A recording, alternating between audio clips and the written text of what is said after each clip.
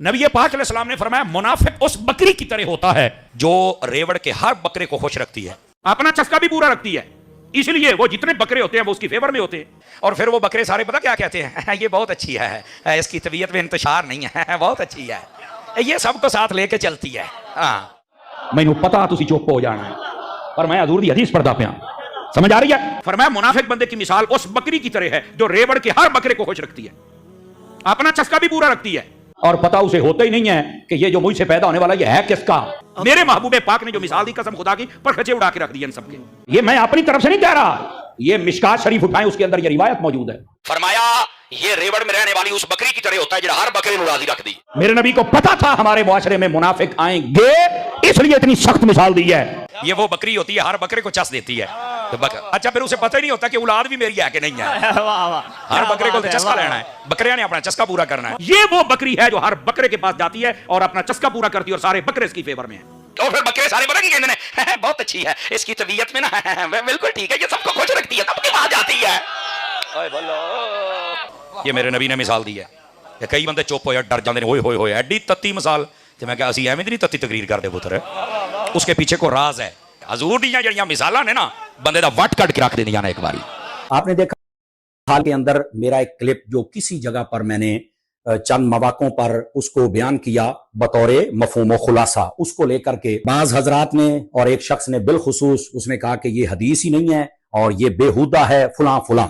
بھلا ہم سے کوئی توقع کرے گا گستاخی کی؟ ولا حول ولا قوت الا باللہ العلی العظیم۔ بھلا ہم سے کوئی توقع کرے گا گستاخی کی؟ ولا حول ولا قوت الا باللہ العلی العظیم۔ بھلا ہم سے کوئی توقع کرے گا گستاخی کی؟ ولا حول ولا قوت الا باللہ العلی العظیم۔ میں ان الفاظ کو غیر مشروط طور پر واپس بھی لیتا ہوں، براءت کا اعلان بھی کرتا ہوں، اور ساتھ ہی ساتھ میں اللہ کی بارگاہ میں اپنے آپ کو عاجزی کے ساتھ پیش کرتے ہوئے اپنے رب سے معافی کا طلبگار ہوں، رجوع کرتا ہوں، توبہ کرتا ہوں، اور محبوب کریم صلی اللہ علیہ وآلہ وسلم آپ کی بارگاہ اقدس میں بھی میں اللہ کی پاک بارگاہ میں ایک مرتبہ پھر میرے الفاظ بھی کسی کو پسند نہ آئے تو میں واپس لیتا ہوں، معذرت خواہ بھی ہوں، اس لیے میں الفاظ کو غیر مشروط طور پر واپس بھی لے رہا ہوں اور اللہ کی بارگاہ میں معافی کا طلبگار بھی ہوں۔ اللہ رب العزت مجھے معافی عطا فرمائے۔ جب ساری امت اعوذ باللہ من الشیطان الرجیم، بسم اللہ الرحمن الرحیم۔ ناظرین السلام علیکم۔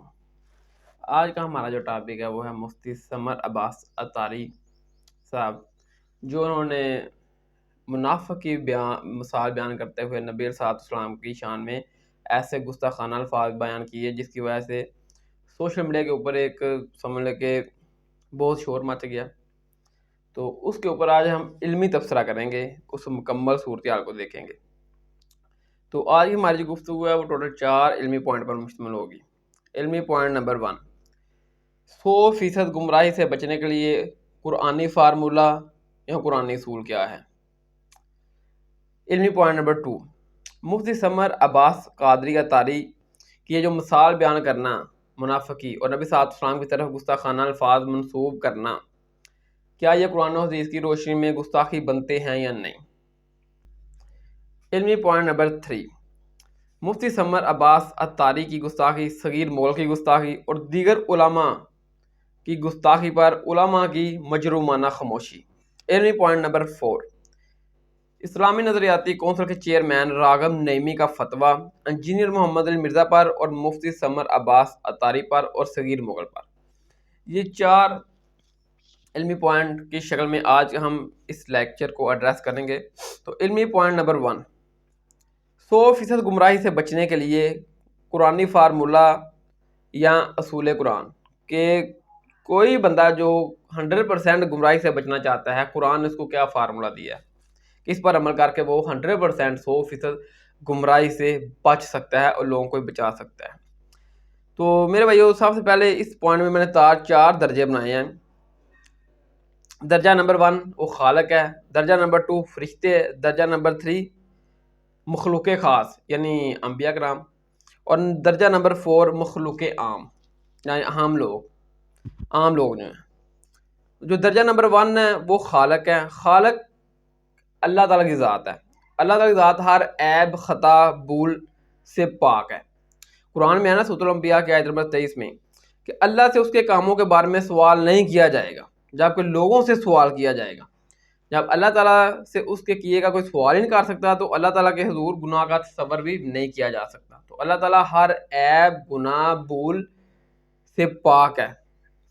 درجہ نمبر 2، فرشتے.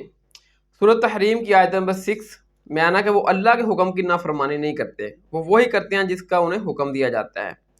تو جب فرشتے اللہ کے حکم کی نافرمانی نہیں کرتے تو ان کے لیے بھی گناہ کا تصور نہیں کیا جا سکتا کہ وہ گناہ کر سکتے ہیں. اس لیے اہل سنت اور اہل شیعہ کے نزدیک یہ اجماعی عقیدہ ہے کہ فرشتے گناہوں سے محفوظ ہوتے ہیں، فرشتے بھی گناہ نہیں کرتے. درجہ نمبر 3، مخلوق خاص یعنی کہ انبیاء کرام. حضرت آدم علیہ السلام سے لے کر حضرت محمد صلی اللہ علیہ وسلم تک جتنے بھی انبیاء کرام آئے ہیں وہ ہے مخلوق خاص، اللہ کے چنے ہوئے بندے. جو انبیاء کرام ہوتے ہیں اللہ کے چنے ہوئے بندے ہوتے ہیں، وہ بھی پیدائش سے لے کر اپنی وفات تک گناہوں سے محفوظ ہوتے ہیں اور اللہ تعالیٰ کی خاص حفاظت میں ہوتے ہیں. لیکن جو اتحادی خطا والا معاملہ ہے وہ بالکل ڈیفرنٹ چیز ہے، وہ بھی گناہ نہیں ہوتا، وہ اتحادی خطا ہوتی ہے. اسی قسم کے واقعات قرآن میں آئے ہیں. حضرت آدم علیہ السلام کا واقعہ آیا سورۃ البقرہ کی آیت نمبر 35-36 میں، حضرت موسیٰ علیہ السلام کا واقعہ آیا سورۃ القصص کی آیت نمبر 15 میں، تو حضرت یونس علیہ السلام کا واقعہ آیا سورۃ الانبیاء کی آیت نمبر 87 میں 87 میں. یہ اتحادی خطائیں ہوتی ہیں، یہ گناہ نہیں ہوتے. تو انبیاء کرام بھی 100% گناہوں سے پاک ہوتے ہیں، اللہ تعالیٰ کی خاص حفاظت میں ہوتے ہیں پیدائش سے لے کر وفات تک. درجہ نمبر 4، یہ ہے میرے بھائیوں مخلوق عام، یعنی کہ عام جتنے بھی لوگ ہیں، ہم ہیں، کوئی مفسر ہے، ٹھیک ہے، جتنا اعلیٰ حضرت کا یہ ترجمہ ہے، یہ مفسر ہیں، مودودی صاحب مفسر ہیں، امام بخاری، امام مسلم یہ محدث ہیں، یہ سارے عام مخلوق ہیں، یہ سب عام لوگ ہیں، ٹھیک ہے نا. یہ انبیاء کرام کی طرح گناہوں سے محفوظ نہیں ہوتے، فرشتوں کی طرح گناہوں سے محفوظ نہیں ہوتے، یہ عام لوگ ہیں. اس لیے قرآن میں آیا نا سورۃ البلد کی آیت نمبر 10 میں، اور ہم نے ان انسانوں کو دونوں راستے دکھا دیے ہیں، نیکی کا بھی بدی کا بھی، چاہے بدی کا اختیار کر لو، برائی کا، چاہے نیکی کا. ہاں یہ ہے کہ جو اللہ تعالیٰ کے چنے ہوئے بندے ہوتے ہیں، یعنی کہ نیک بندے جو ہوتے ہیں، مفسر ہے، محدث ہے، کوئی عالم ہے، کوئی درویش ہے، یہ اللہ تعالیٰ کے خوف کی وجہ سے گناہوں سے دور رہتے ہیں. لیکن ان کے لیے وہ عقیدہ نہیں ہے جو انبیاء کرام کے لیے ہے، فرشتوں کے لیے ہے کہ وہ گناہوں سے محفوظ ہوتے ہیں. یہ گناہ بھی کر سکتے ہیں، غلطی بھی کر سکتے ہیں. تو یہ نتیجہ کیا نکلا جو میں 4 درجے بنائے. درجہ نمبر 1 میں خالق خدا اللہ تعالیٰ کی ذات ہے، اللہ تعالیٰ کی ذات ہر بھول گناہ عیب سے پاک ہے، اللہ تعالیٰ کے لیے تو گناہ کا تصور بھی نہیں کیا جا سکتا. درجہ نمبر 2 یہ فرشتے ہیں، فرشتے اللہ تعالیٰ کے حکم کی نافرمانی نہیں کرتے، جو انہیں حکم دیا جاتا ہے وہی کرتے ہیں، اس لیے فرشتے بھی گناہوں سے 100% پاک ہوتے ہیں. درجہ نمبر 3 مخلوق خاص انبیاء کرام. جو انبیاء کرام ہوتے ہیں وہ پیدائش سے لے کر وفات تک اللہ تعالیٰ کی حفاظت میں ہوتے ہیں، وہ گناہ سے پاک ہوتے ہیں. لیکن جو اتحادی معاملہ ہے وہ اتحادی خطا ہے، وہ قرآن میں جو واقعات ڈسکس ہوئے ہیں حضرت آدم علیہ السلام کا، حضرت یونس علیہ السلام کا، حضرت موسیٰ علیہ السلام کا، وہ گناہ نہیں ہوتے، وہ اتحادی خطائیں ہوتی ہیں. اور درجہ نمبر 4 عام انسان، محدث، مفسر، ہم جیسے عام لوگ جتنے بھی یہ دنیا ہے یہ گناہ بھی کرتے ہیں، غلطیاں بھی کرتے ہیں. نبی پاک علیہ السلام نے فرمایا منافق اس بکری کی طرح ہوتا ہے جو ریوڑ کے ہر بکرے کو خوش رکھتی ہے، اپنا چسکا بھی پورا رکھتی ہے، اس لیے وہ جتنے بکرے ہوتے ہیں وہ اس کی فیور میں ہوتے ہیں. اور پھر وہ بکرے سارے پتہ کیا کہتے ہیں، یہ بہت اچھی ہے، اس کی طبیعت میں انتشار نہیں ہے، بہت اچھی ہے، یہ سب کو ساتھ لے کے چلتی ہے. ہاں مینوں پتا تسی چپ ہو جانا ہے، اور میں حضور دی حدیث پڑھدا پیا، سمجھ آ رہی ہے. فرمایا منافق بندے کی مثال اس بکری کی طرح ہے جو ریوڑ کے ہر بکرے کو خوش رکھتی ہے، اپنا چسکا بھی پورا رکھتی ہے، اور پتہ اسے ہوتا ہی نہیں ہے کہ یہ جو مجھ سے پیدا ہونے والا یہ ہے کس کا. میرے محبوب پاک نے جو مثال دی قسم خدا کی پرخچے اڑا کے رکھ دی ان سب کے. یہ میں اپنی طرف سے نہیں کہہ رہا، یہ مشکات شریف اٹھائیں اس کے اندر یہ روایت موجود ہے. فرمایا یہ ریوڑ میں رہنے والی اس بکری کی طرح ہوتا ہے جو ہر بکرے کو راضی رکھ دی. میرے نبی کو پتا تھا ہمارے معاشرے میں منافق آئیں گے، اس لیے اتنی سخت مثال دی ہے. یہ وہ بکری ہوتی ہے ہر بکرے کو چس دیتی ہے. اچھا پھر اسے پتہ ہی نہیں ہوتا کہ اولاد بھی میری ہے کہ نہیں ہے. ہر بکرے کو چسکا لینا ہے، بکریاں نے اپنا چسکا پورا کرنا ہے. یہ وہ بکری ہے جو ہر بکرے کے پاس جاتی ہے اور اپنا چسکا پورا کرتی ہے، اور سارے بکرے اس کی فیور میں ہیں. اور پھر بکرے سارے بتا کی کہتے ہیں بہت اچھی ہے، اس کی طبیعت میں نا بالکل ٹھیک ہے، یہ سب کو خوش رکھتی ہے، سب کے پاس جاتی ہے. یہ میرے نبی نے مثال دی ہے. کئی بندے چپ ہوئے ڈر جاندے نے، ہوئے ہوئے ہوئے ایڈی تتی مثال. تے میں کہا اسی ایویں نہیں تتی تقریر کردے پتر، اس کے پیچھے کو راز ہے. حضور دیاں جڑیاں مثالاں نے نا بندے دا وٹ کٹ کے رکھ دیندیاں نے ایک باری. آپ نے دیکھا. اب آ جائیں وہ حدیث جس کی بنیاد پر مفتی ثمر عباس عطاری کے اوپر یہ بات کی گئی. کہ انہوں نے یہ الفاظ گستاخانہ ایڈ کیے ہیں نبی صلی اللہ علیہ وسلم کی شان میں. وہ حدیث ہے مشکات میں 57 نمبر 57. ابن عمر بیان کرتے ہیں کہ نبی صلی اللہ علیہ وسلم نے فرمایا کہ منافق کی مثال اس بکری کی طرح ہے جو دو ریوڑوں کے درمیان ہو. ایک ریوڑ ہے یہ، ایک ریوڑ یہ، دو ریوڑوں کے درمیان ہو، کبھی اس ریوڑ کے پاس جائے کبھی اس ریوڑ کے پاس جائے. یہ حدیث ہے. اب مفتی ثمر عباس قادری نے اس میں ایسے الفاظ ایڈ کیے کہ وہ ایک بکری ہے، وہ ریوڑ میں ہر بکرے کے پاس جاتی ہے جفتہ جفتی کے لیے، اور چسکا، اور اس قسم کے جتنے بھی بےہودہ الفاظ یعنی کہ سیکسی الفاظ اس نے استعمال کیے، توبہ نعوذ باللہ، اور کہا کہ یہ نبی صلی اللہ علیہ وسلم نے فرمائے ہیں. استغفر اللہ. یہ اتنے بےہودہ الفاظ، اب میں ظاہر بار بار تو نہیں بول سکتا نا اس قسم کے الفاظ، تو اتنے یعنی غلط الفاظ، بےہودہ الفاظ استعمال کیے. اس کو کہا کہ یہ نبی صلی اللہ علیہ وسلم کا فرمین ہے، آپ نے یہ الفاظ ارشاد فرمائے ہیں.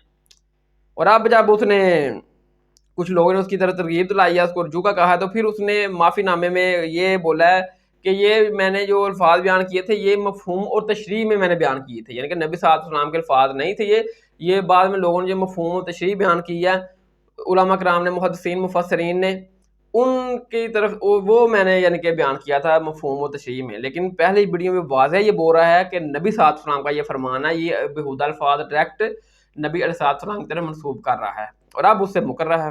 حال کے اندر میرا ایک کلپ جو کسی جگہ پر میں نے چند مواقعوں پر اس کو بیان کیا بطور مفہوم و خلاصہ، یا بطور مفہوم و خلاصہ، بطور مفہوم و خلاصہ میں نے پتا تسی چپ ہو جانا ہے، پر میں حضور دی حدیث پڑھتا پیا. یہ میں اپنی طرف سے نہیں کہہ رہا، یہ مشکات شریف اٹھائیں، اس کے اندر یہ روایت موجود ہے. ٹھیک ہے.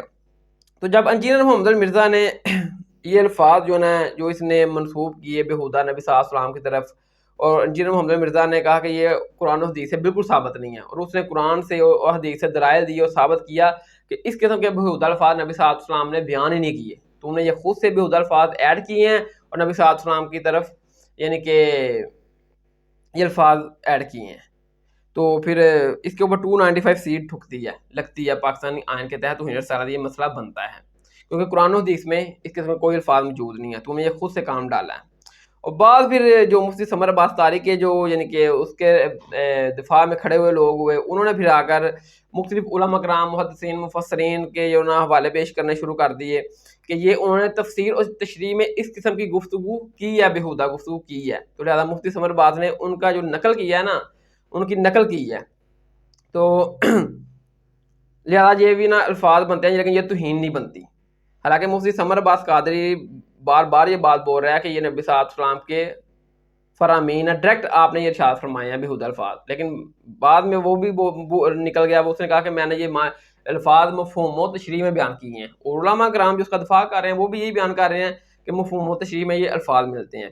اب دو گروہ بن گئے، ایک طرف انجینئر محمد مرزا ہے جس نے صرف قرآن و حدیث سے ثابت کیا کہ یہ الفاظ نبی صلی اللہ علیہ وسلم سے ثابت نہیں ہیں، اور دوسری طرف ہے طاری اور مفتی ثمر عباس طاری اور ان جیسے لوگ جو اس کے دفاع میں کھڑے ہوئے ہیں کہ ہمارے بزرگ بابوں سے یہ الفاظ ثابت ہیں، یہ تشریح اور تفسیر ثابت ہے، اس قسم کی بےہودہ. تو اس لیے انجینئر کہتا ہے کہ میں نبی اللہ اور اس کے رسول کی بات کرتا ہوں اور تم اللہ اور اس کے رسول کے مقابلے میں اپنے بزرگ بابوں کے اقوال پیش کرتے ہیں، اور پھر وہ نعرہ لگاتا ہے کہ میرے نبی سا ہے ہی کون نہیں، تیرے بابے دے شے ہی کون نہیں. یوں اس کا سٹائل ہے اور پوری دنیا میں وہ گونج رہا ہے. ٹھیک ہے. تو اب میرے بھائیو میں نے جو 4 درجے پہلے آپ کو گنوائے کہ خالق اللہ تعالیٰ کی ذات ہر گناہ عیب سے پاک ہے، فرشتے بھی ہر گناہ سے پاک ہیں، انبیاء کرام بھی اللہ تعالیٰ کی خاص حفاظت میں ہوتے ہیں، وہ گناہ نہیں کرتے. لیکن جو اجتہادی خطا کا معاملہ وہ ڈیفرنٹ ہے، وہ بھی گناہ نہیں ہوتا، اجتہادی خطا ہوتی ہے. لیکن جو عام انسان ہے، ٹھیک ہے نا، جس طرح میں نے کہا کہ امام بخاری عام انسان ہے، وہ انبیاء کرام کی طرح اور فرشتوں کی طرح گناہوں سے پاک نہیں ہے. امام مسلم عام انسان ہے، ترمذی، نسائی، داؤد، ماجہ، اعلیٰ حضرت عام انسان ہے، ملا علی قاری عام انسان ہے. جتنے بھی لوگ ہیں یہ جو عالم دین ہیں، مفسرین ہیں، یہ سب عام انسان ہیں، یہ گناہ بھی کر سکتے ہیں، غلطی بھی کر سکتے ہیں. ٹھیک ہے. کسی کا بھی یہ عقیدہ نہیں ہے، کوئی بھی عام مسلمان جو عالم بن جائے، دین کا علم حاصل کر رہے، وہ گناہوں سے اس طرح محفوظ ہو جاتا ہے جس طرح انبیاء کرام گناہوں سے محفوظ ہیں اور جہاں فرشتے گناہوں سے محفوظ ہیں. کسی کا عقیدہ یہ نہیں ہے. لیکن بدقسمتی سے ہمارے برصغیر پاک و ہند میں یہ لکھنے کی حد تک تو کسی کا عقیدہ نہیں ہے، لیکن اپنے بزرگ بابوں علماء کرام کو ہر ایک فرقہ یہی سمجھتا ہے کہ چاہے بریلویاں، دیوبندی، شیعہ، اہل حدیث ہیں، ان کے اپنے بزرگوں بابوں کی جب غلطی ان کو بتائی جائیں تو وہ کہتے ہیں اس کی طویل کریں گے اور اس کی غلطی ماننے کے لیے تیار نہیں ہے، گویا وہ ان کو فرشتوں اور نبیوں کی طرح گناہوں سے محفوظ سمجھتے ہیں، سارے فرقے اہل حدیث، دیوبندی، شیعہ۔ لیکن جب مخالف فرقے کے بابوں کی غلطی دکھ جائے پھر کہتے ہیں یہ بھی انسان، ان سے غلطی ہو سکتی ہے، گناہ ہو سکتا ہے، آپ اس کو قبول کر لیں۔ لیکن جب اپنے فرقے کی باری آ جائے پھر اپنے بزرگ بابے کی غلطی ماننے کے لیے تیار نہیں ہے، گویا ان کو انبیاء کرام فرشتوں کی طرح معصوم سمجھتے ہیں۔ لیکن جب ان سے پوچھا جائے کہ کوئی بھی عام بندہ جب وہ دین کا علم حاصل کر کے عالم بنتا ہے، مفسر بنتا ہے، محدث بنتا ہے، کیا وہ انبیاء کرام اور فرشتوں کی طرح گناہوں سے محفوظ ہو جاتا ہے؟ تو وہ کہتے ہیں نہیں، کسی کا یہ عقیدہ نہیں ہے، کسی مسلمان کا۔ تو مفتی احمد اپنا اسلامی نظریاتی کونسل کے جو چیئرمین ہیں مفتی راغب نعیمی صاحب، انہوں نے جو فتویٰ لکھا ہے نا، انہوں نے فتویٰ کیا لکھا ہے، انہوں نے سمجھ لو کہ جس طرح بچوں کو وہ پولیو سے بچانے کے لیے یا اس قسم کی جو ہوتی ہے نا خطرناک مرض، اس سے بچانے کے لیے فاطر ٹیکے لگائے جاتے ہیں، فاطر قطرے پائے جاتے ہیں نا، تو اس یعنی کہ چیئرمین نے نظریاتی کونسل کے مفتی راغب نعیمی صاحب نے بھی اپنے فرقے کے اپنے مفتی بچے کو پولیو سے یا سمجھ لے کہ اس خطرناک 295 سے بچانے کے لیے ایک فاطی فتویٰ لکھا، ایمانداری نہیں کی، بے ایمانی کی پوری، وہ میں آگے ثابت بھی کروں گا۔ تو فاطی فتویٰ لکھا اور اس میں فاطی فتوے میں پھر اس نے حوالے کیا دیے مفتی سمر عباس کے، یہ جو بہودہ الفاظ ہیں ان کو جسٹیفائی کرنے کے لیے کہا کہ یہ ہمارے اہل علم بزرگ بابوں نے بھی یہ الفاظ لکھے ہیں، لیکن قرآن و حدیث سے اس نے کوئی بات نہیں ثابت کر سکا، نبی صلی اللہ علیہ وسلم کے فرامین سے نہیں ثابت کر سکا کہ نبی صلی اللہ علیہ وسلم کے فرامین میں بھی یعنی کہ اس طرح کے بہودہ الفاظ ہیں، ٹھیک ہے نا، وہ نہیں ثابت کر سکا، لیکن اس نے یہ کہا کہ ہمارے بزرگوں نے بھی یہ چیزیں لکھی ہیں۔ دنوں کے اندر میرا ایک کلپ جو کسی جگہ پر میں نے چند مواقعوں پر اس کو بیان کیا بطور مفہوم و خلاصہ، اس کو لے کر کے بعض حضرات نے اور ایک شخص نے بالخصوص اس نے کہا کہ یہ حدیث ہی نہیں ہے اور یہ بےہودہ ہے فلاں فلاں۔ میں نے جب یہ معاملہ دیکھا تو میں نے سارے کا سارا معاملہ علماء کے سپرد کر دیا۔ کئی دنوں کی تحقیق کے بعد انہوں نے اس بات کو واضح فرمایا کہ حدیث شریف بھی موجود ہے اور یہ مفہوم بھی علماء نے لکھا ہے، اور اس کے اندر عربی شروحات اور جتنے مترجمین اردو کے سب نے بھی اس کو لکھا۔ یہ جس نے الزام لگایا ہے ان کے بہت ہی ممدوح لوگوں کو اگر دیکھا جائے تو ایک زبیر علی زئی کو آپ دیکھیں، اس کی ادواء المصابی اٹھائیں، اس نے بھی ترجمہ کیا ہے۔ اب میں بار بار کیا دہراؤں، آپ خود دیکھ سکتے ہیں۔ اسی طرح یہ تفسیر احسن البیان اگر آپ صلاح الدین یوسف کی دیکھی، جن کی یہ بڑی تعریفیں کرتے اور کہتے ہیں کہ کیا بات ہے ان تفسیروں کی، اس کے اندر بھی یہی حدیث اور اس میں کیا لکھا ہے۔ پھر اسی طرح یہ جو ایپ ہے 360، اس کو جناب اللہ کی نعمت کہا جا رہا ہے، تو میں نے کہا نعمت کی طرف ہی توجہ کر لو کہ وہاں کیا لکھا ہوا ہے۔ اس لیے تو پھر انجینئر کہتا ہے کہ میرے نبی سا ہے ہی کون نہیں، تیرے بابے تو شے ہی کون نہیں۔ یہ نعرہ پوری دنیا میں اسی وجہ سے گونج رہا ہے۔ اس کا یہی کہنا ہے کہ میں اللہ اور اس کے رسول کی بات کرتا ہوں، اور یہ اللہ اور اس کے رسول کے مقابلے میں اپنے بزرگ بابوں کے قوال لاتے ہیں اور اللہ اور اس کے رسول کی تعلیمات کو پیچھے چھوڑ دیتے ہیں اور اپنے بزرگ بابوں کے قوال کو مانتے ہیں۔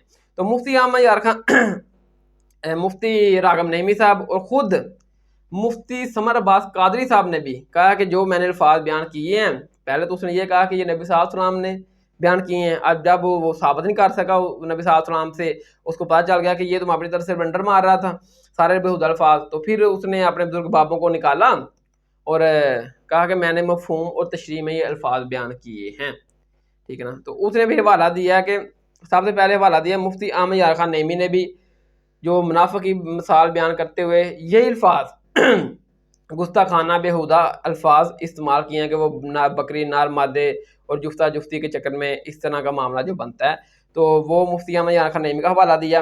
بھائی مفتی احمد یار خان نعیمی عام انسان تھا، عالم دین تھا، وہ فرشتوں اور انبیاء کرام کی طرح گناہوں سے محفوظ نہیں تھا۔ اس نے یہ غلطی کی، غلط کام کیا کہ نبی صلی اللہ علیہ وسلم کی طرف اتنے یعنی کہ بےہودہ الفاظ اس طرح کی یعنی کہ بےہودہ نبی صلی اللہ علیہ وسلم کے فرامین کا ترجمہ یا تفسیر کی، غلط کیا، غلط ہے۔ حضرت کہ مفتی احمد یار خان نعیمی وہ شخص ہے جس نے جاء الحق میں نبی صلی اللہ علیہ وسلم کی یعنی کہ نور و بشر میں نور و بشر کو ثابت کرنے کے لیے نبی صلی اللہ علیہ وسلم کو نور و بشر کی بحث میں آپ کی طرف اتنا بڑا گستاخانہ الفاظ استعمال کیا، بلکہ ایک قسم کی اتنی بڑی گستاخی کی، وہ میرا کلپ ریکارڈ آپ سن لیں، آج موقع نہیں ہے ورنہ میں بیان کر دیتا۔ یعنی کہ جس بندے کا یہ حوالہ پیش کر رہے ہیں اس نے تو خود اپنی کتاب میں نبی صلی اللہ علیہ وسلم کی توہین کی ہوئی ہے، ٹھیک ہے۔ پھر ملا علی قاری پھر اسلام پھر وہ کہتا ہے جی اپنا مجھے سمر باز قادری کہ یہ وہ صلاح الدین یوسف جو ہے اہل حدیث اندازہ کر لو ان جو اہل حدیث کہتے ہیں پکے گستاخ نے پکے جہنمی نے اپنے دفاع واسطے اہل حدیثاں والا پیش کر رہے ہیں. صلاح الدین یوسف نے بھی قرآن کی تفسیر لکھی آسن البیان, اس میں بھی اس نے اس قسم کے الفاظ بیان کیے ہیں. تو پھر شیخ زبیری زئی کا حوالہ دیا, میرے بھائی صلاح الدین یوسف ملا علی قاری شیخ زبیری زئی یہ عام انسان ہے, یہ گناہ بھی کر سکتے ہیں غلطی بھی کر سکتے ہیں, یہ انبیاء کرام فرشتوں کی طرح گناہوں سے محفوظ نہیں ہے, غلطیوں سے محفوظ نہیں ہے. ٹھیک ہے, اس کا مطلب ایک بندہ غلطی کرے گا دوسرا بندہ بھی غلطی کر لے اور کہے کہ اگر میں نے غلط کیا دوسرے نے بھی غلط کیا, یہ تو نا. ٹھیک ہے نا. پھر اس نے کہا کہ اسلام 360 کو انجینئر بڑا جسٹیفائی کرتا ہے کہ اسلام 360 بہت بڑی نعمت ہے اللہ کی, تو اس میں بھی یہ الفاظ ایڈ ہیں. میرے بھائی اسلام 360 جو ہے نا وہ زاہد علی بھائی جو ہیں وہ اس نے جو بھی ادھر مواد رکھا ہے نا وہ سارا بریلوی دیوبندی شیعہ اہل حدیث ان کے عالموں کے جو ہے نا وہ ادھر تراجم ہیں, وہ اس بندے نے خود اپنے ترجمے کر کے نہیں اس میں رکھے, اس نے اہل حدیث ہو گئے دیوبندی شیعہ ان ساروں کے تراجم ایک جو جمع کیے ہیں عوام کی سہولت کے لیے. اس میں وہ قصوروار نہیں ہے, قصوروار وہ ہے جس نے وہ غلط ترجمہ لکھا ہے. ٹھیک ہے, اس نے تو بس جسٹ کاپی پیسٹ کر کے انٹر کر دیا.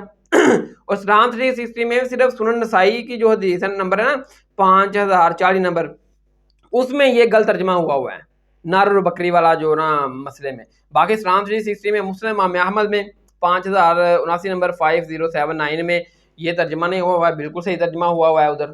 ٹھیک ہے نا, وہ حوالہ نہیں سے دیا. صحیح مسلم میں بھی 7043 میں بھی بالکل سیم ترجمہ ہوا ہے. پھر مشکات میں 57 نمبر میں بالکل صحیح ترجمہ ہوا ہے. ٹھیک ہے نا, اس کا حوالہ نہیں یہ دے رہا. تو وضاحت کا کوئی اس میں قصور نہیں ہے اسلام 360 والے کا, اس نے جسٹ فوٹو کاپی کی, کاپی پیسٹ کر دیا. اس نے اپنی مرضی کا اٹھا لیا کہ اسلام 360 میں یہ ترجمہ ہوا ہے, اور باقی وہ 4 ایک کتاب سے, باقی 3 کتابوں میں وہ ترجمہ نہیں ہے, بالکل سیم ترجمہ ہے, صحیح ترجمہ ہے, اس کا حوالہ نہیں دیا بس اپنی غلطی کو جسٹیفائی کرنے کے لیے. ٹھیک ہے. اور سب سے بڑھ کر میں اس کو یہ پوچھتا ہوں, یہ اعلیٰ حضرت کی فکر پر کھڑا ہے مفتی سمر باز قادری, تو اعلیٰ حضرت کی جو ویب سائٹ ہے نیٹ کے اوپر اعلیٰ حضرت .net, اس کے اوپر وہ ترجمہ دیکھے, وہ بھی صحیح ترجمہ ہوا ہے. جو بےحد الفاظ مفتی سمر عباس طاری نے الفاظ استعمال کیے ہیں نبی صلی اللہ علیہ وسلم کے بارے میں, وہ ترجمہ کیا ہی نہیں اعلیٰ حضرت نے. اعلیٰ حضرت کی ویب سائٹ کے اوپر دیکھ لیں اب جا کے, اب وہ کدھر گیا عشق و محبت اعلیٰ حضرت, اب لو سہارا اعلیٰ حضرت کا, اعلیٰ حضرت نے یہ ترجمہ نہیں کیا. تو بہرحال میں پھر بتا دیتا ہوں کہ یہ جو 100% گمراہی سے بچنے کے لیے جو میں نے فارمولہ بیان کیا ہے نا کہ اللہ تعالیٰ خالق, اللہ تعالیٰ ذات ہر گناہ سے پاک ہے, اللہ تعالیٰ ذات کے لیے تو گناہ کا تصور بھی نہیں کیا جا سکتا. نمبر 2, فرشتے بھی اللہ گناہ نہیں کرتے, اللہ تعالیٰ خاص حفاظت میں ہوتے ہیں. نمبر 3, اپنا انبیاء کرام بھی 100% اللہ تعالیٰ کی ان کے حفاظت میں ہوتے ہیں, وہ بھی گناہ نہیں کرتے. نمبر 4, مخلوق عام, ہم جیسے لوگ اور مخلوق عام جتنے بھی ہیں, چاہے جتنے بڑے عالم دین بن جائیں, محدث بن جائیں, مفسر بن جائیں, یہ گناہ بھی کر سکتے ہیں اور غلطی بھی کر سکتے ہیں. ہاں یہ ہے کہ یہ نیک جو لوگ ہوتے ہیں یہ اللہ تعالیٰ کے ڈر کی وجہ سے گناہوں سے بچتے ہیں, لیکن گناہ سے محفوظ نہیں ہوتے فرشتوں کی طرح اور انبیاء کرام کی طرح. انبیاء کرام فرشتے گناہ سے محفوظ ہیں, اللہ تعالیٰ کی حفاظت میں ہیں. باقی جتنے بھی عام لوگ ہیں, مفتی احمد خان نعیمی ہیں, ملا علی قاری ہے, شیخ زبیری زئی ہے, مولانا مودودی ہے, اعلیٰ حضرت ہے, جتنے بھی پوری دنیا میں نیک لوگ ہیں یہ گناہوں سے محفوظ نہیں ہوتے. یہ گناہ بھی کر سکتے ہیں, غلطی بھی کر سکتے ہیں. گناہ سے محفوظ صرف فرشتے اور انبیاء کرام ہوتے ہیں. تو یہ جتنے بھی لوگوں کے انہوں نے حوالے دیے ہیں وہ بھی عام انسان تھے, انہوں نے یہ غلط ترجمہ کیا ہے. یہ ترجمہ قرآن و حدیث سے بالکل ثابت نہیں ہے. جو صحیح ترجمہ قرآن و حدیث سے ثابت ہے, اس حدیث کا مطلب مانی وہ میں آگے بیان کر دوں گا.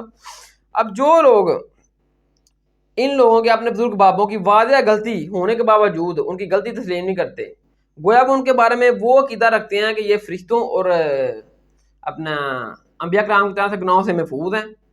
ٹھیک ہے, بلکہ سورۃ توبہ کی آیت نمبر 31 میں آیا کہ اللہ تعالیٰ نے بیان کیا کہ ان لوگوں نے, ان کے سائیوں نے اپنے علماء اور درویشوں کو اللہ کے چھوڑ کر رب بنا لیا ہے. کیوں کہ وہ جو بھی ان کے لیے کوئی غلط کام کرتے تھے, ان کی جو عوام تھی وہ غلط کام کو بھی صحیح سمجھ لیتی تھی. ٹھیک ہے, یعنی کہ ان کی جو غلطیاں تھیں, ان کے گناہ تھے, ان کو بھی ان کی عوام صحیح سمجھتی تھی, ان کے اوپر غلطی ان کی ماننے کے لیے تیار نہیں ہوتے تھے. جس طرح یہ اس بلکہ اسی کا کنٹیکسٹ میں ہے نا, ترمذی میں حدیث ہے 3095 نمبر 3095 کہ جب یہ آیت نازل ہوئی نا سورۃ توبہ کی آیت نمبر 31 کے اللہ تعالیٰ نے بیان کیا کہ ان لوگوں نے اپنے علماء اور درویشوں کو رب بنا لیا اللہ کو چھوڑ کر. تو عدی بن حاتم نبی صلی اللہ علیہ وسلم کے پاس تشریف لائے. یہ پہلے سائی تھے, تو نبی صلی اللہ علیہ وسلم سے بیان کیا کہ یا رسول اللہ, یہ جو اللہ تعالیٰ نے بیان کیا ہے کہ ان سائیوں نے یعنی کہ اپنے علماء اور پیروں مولویوں کو رب بنا لیا ہے, تو یعنی کہ یہ کیا مطلب ہے, یہ تھا مقصد یعنی کہ پوچھنے کا. تو نبی صلی اللہ علیہ وسلم نے فرمایا کہ تم لوگ, یہ سائی لوگ یا یہودی, یہ اپنے مولویوں اور پیروں کی عبادت نہیں کرتے تھے جس طرح اللہ کے سامنے سجدے کیے جاتے ہیں یا جھکا جاتا ہے, رکوع سجود کیا جاتا ہے, نہیں, بلکہ یہ ان معنوں میں ہے کہ اپنے مولویوں اور پیروں کو رب ماننا کہ جب ان کے مولوی اور پیر کسی چیز کو حرام ٹھہرا لیتے تھے وہ عوام اس کو حرام جان لیتی تھی, جب وہ مولوی پیر کسی چیز کو حلال ٹھہرا لیتے تھے وہ عوام ان کی اس کو حلال ٹھہرا لیتی تھی. یعنی کہ نبی صلی اللہ علیہ وسلم کا مفہوم تشریح بریکٹ میں یہ ہے کہ اگر شریعت میں وہ چیز جائز ہوتی, حلال ہوتی, لیکن ان کے مولوی پیر اس کو حرام کر لیتے, ان کی عوام شریعت کو چھوڑ دیتی اور اپنے مولوی پیر کے فتوے پر عمل کر لیتی. اور اگر وہ ان کے مولوی پیر کسی چیز کو حلال ٹھہرا دیتے, شریعت نے اس چیز کو حرام ٹھہرایا تھا, وہ لوگ اپنے مولوی اور پیروں کے فتووں کو صحیح مان لیتی ہے اور شریعت کو پیچھے چھوڑ دیتی. یعنی کہ اگر شریعت کو چھوڑ کر اپنے مولوی پیر کے فتوے کے پیچھے چلا جائے تو گویا ان لوگوں نے اپنے مولوی اور پیروں کو رب بنا لیا ہے. یعنی کہ وہ پھر یہی سمجھتے ہیں نا کہ ہمارے مولوی اور پیر جو ہیں یہ بھی گناہوں سے محفوظ ہیں, غلطی کر نہیں سکتے, گناہ کر نہیں سکتے. جس طرح مفتی راغب نعیمی نے فتویٰ لکھا اس کے حق میں, حالانکہ اس نے بالکل غلط بیان کی کہ نبی صلی اللہ علیہ وسلم کی طرف یہ الفاظ منسوب کیے, ٹھیک ہے نا. اور انجینئر محمد مرزا نے قرآن و حدیث سے ثابت کیا کہ یہ توہین بنتی ہے, یہ الفاظ ثابت نہیں ہیں. اب جو لوگ انجینئر محمد مرزا نے جو قرآن و حدیث سے چیز ثابت کی ہے وہ قرآن و حدیث کو چھوڑ کر اپنے مفتی راغب نعیمی کے فتوے پر عمل کریں گے اور بزرگ بابوں کے جو اس نے دلائل دیے ہیں اس پر عمل کریں گے, تو ان لوگوں نے بھی اپنے مفتی حضرات کے اس فتوے کو اور اس مفتی کو اور اس کے جتنے بھی حوالے دیے ہیں ان کو رب بنا لیا اللہ اس کے رسول کو چھوڑ کر. ایک طرف اللہ اس کے رسول ہیں, دوسری طرف بزرگ بابے ہیں. تو یہی حال جو پہلی امتوں کا تھا عیسائیوں یہودیوں کا, وہ بھی ایک طرف ان کے پاس شریعت ہوتی تھی اللہ اس کے رسول کی, دوسری طرف بزرگ بابوں کی ہوتی تھی, فتوے ہوتے تھے, بزرگ بابوں کے فتوے کو مان لیتے تھے, اللہ اس کے رسول کی شریعت کو چھوڑ دیتے تھے. یہی چیز قرآن میں آئی ہے کہ جو لوگ اپنے بزرگ بابوں کے فتوے کو مانے اللہ اس کے رسول کے فتووں کو چھوڑ کر, شریعت کو چھوڑ کر, گویا ان لوگوں نے اپنے علماء اور بابوں کو رب بنا لیا. ٹھیک ہے, تو یہی میں ایک موٹی مثال دیتا ہوں کہ دیکھیں نبی صلی اللہ علیہ وسلم کی ختم نبوت کی برکت سے اب اس امت محمدیہ صلی اللہ علیہ وسلم میں قیامت تک کوئی نبی نہیں آئے گا. آپ اللہ کے آخری نبی اور رسول ہیں, قرآن و حدیث میں یہ سارے دلائل ہیں.